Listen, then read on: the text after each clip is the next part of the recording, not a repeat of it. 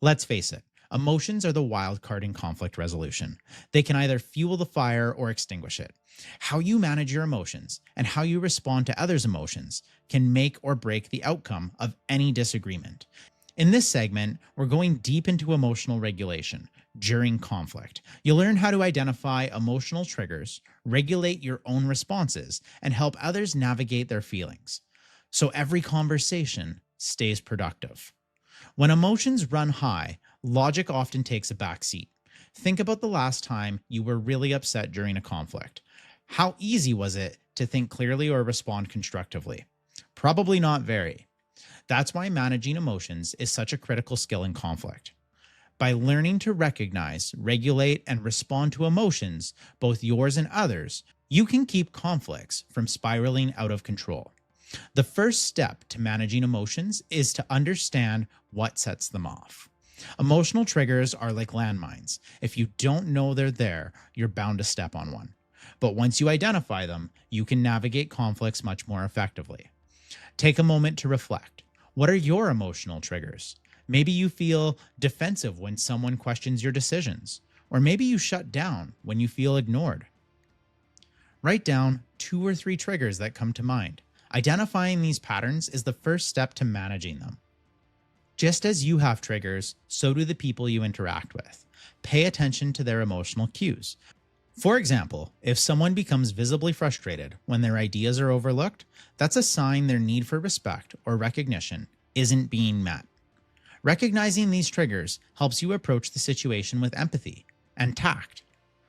Once you've identified your triggers, the next step is learning how to regulate your emotional responses. This isn't about suppressing your feelings, it's about responding thoughtfully instead of reacting impulsively. Let's break these down. First, pausing and breathing when you feel yourself getting worked up. Take a deep breath. I've said it a few times, but count to 5. This creates space between your emotion and your response. Next is reframing. For example, instead of thinking they're attacking me, try they're frustrated about the situation.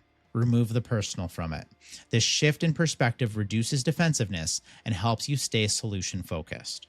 Research shows that simply naming your emotions can help you manage them.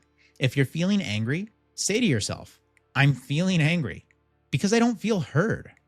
This acknowledgement gives you clarity and control. Don't underestimate the power of a timeout either. If the conversation becomes too heated, say something like, let's take a short break to cool down and come back to this. This isn't avoidance, it's a strategy to ensure the discussion remains productive. Managing your own emotions is just one part of the equation. To resolve conflict effectively, you also need to help others manage theirs. This is where emotional leadership comes into play. Validation is key. For example, if someone says, I feel ignored in this process, respond with, I hear you. It sounds like you feel left out, and that's frustrating. Let's work on addressing that.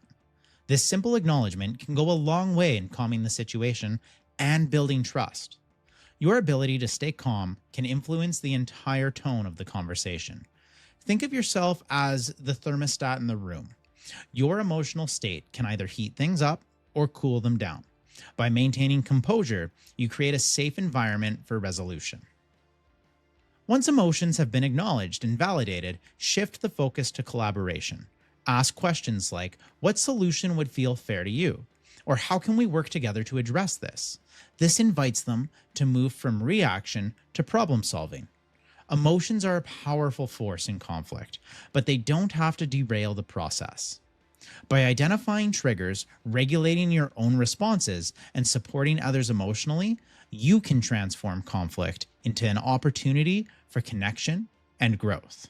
Now that we've mastered managing emotions, it's time to address one of the biggest challenges in conflict resolution: navigating power dynamics. In our next segment, we'll explore how to handle situations where authority and hierarchy come into play.